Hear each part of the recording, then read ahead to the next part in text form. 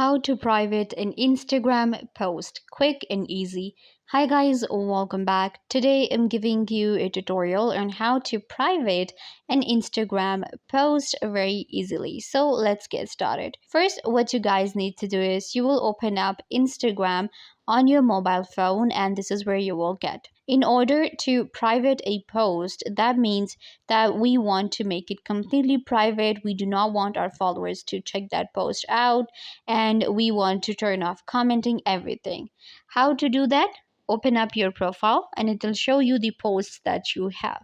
Let's say I want to private this post right here. How to do that? Click on these three dots at the top right corner, and then you have to click on archive. Archive will actually make your post private and no one will be able to see it. So if I go back, you can see it has disappeared from my profile and now it's completely private. Only I can check it out. How I can check it out? You can just click on these three lines at the top right.